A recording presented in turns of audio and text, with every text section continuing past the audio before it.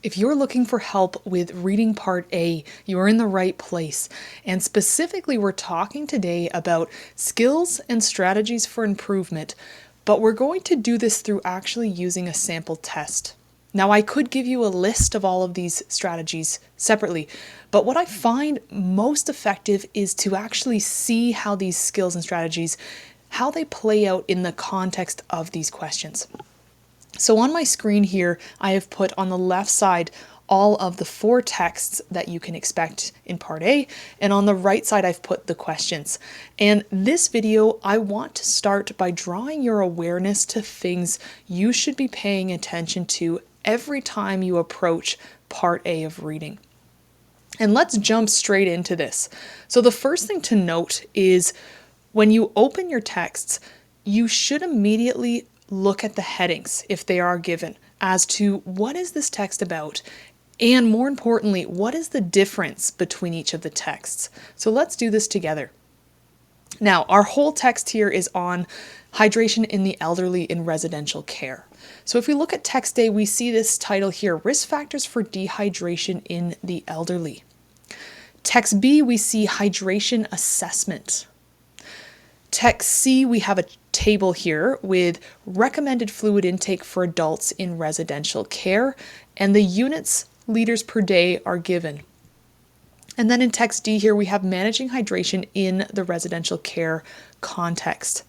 So the first thing to note is those headings, and sometimes they seem so obvious we just immediately skip them. But the reason that's important is because a lot of your questions will have clues as to which text you can expect your answer to be in. So when we see things like risk factors, and we quickly skim through here, we see a lot of signs, symptoms, conditions, illnesses, a lot of examples given here. When we look at text B with hydration assessment, what you'll notice by briefly skimming through here is we see, again, conditions or symptoms of dehydration, conducting a physical exam that includes, and then a list of criteria. So when I see the word assessment, we should be thinking things like evaluation, information about, checking in, things like that that lead to diagnosis of the condition here. Now, the thing to note about text C with the chart is that you're given a bunch of numbers. I'll talk later when we get to the questions regarding numbers, but you always want to pay careful attention to units. So specifically, if your question is asking you about liters per day, we're going to see how the formatting of your units is so important to do carefully in this section of the reading.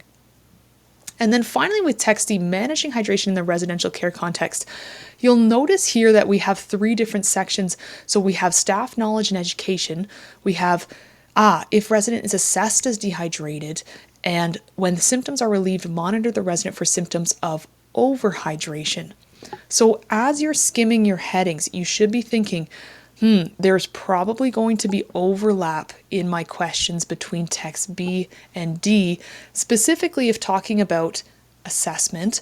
And with text B, we see that it is before being diagnosed with dehydration. And text D is more about the management and further monitoring through assessment and testing. So be careful to note that, because when you get to your questions, often a lot of our time is spent being confused between where the information is coming from. Now, finally, notice this interesting section at the end of text D. We have a section on overhydration. And when I'm skimming quickly at the beginning, I should be looking out for things like that point me to specific information about one aspect. So not dehydration like the rest of the text, but actually overhydration. And then when I see questions that give clues to that, I'll know where to go in my text. So in this introduction video, I want to emphasize the importance of careful time spent looking at your headings, because that will set you up very well for what we're doing in our next video with questions 1 through 7, looking for which of those 4 texts has the information given.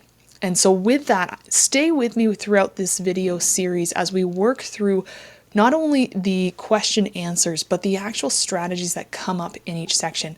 Subscribe to my channel so that you are notified for the next section that comes out there.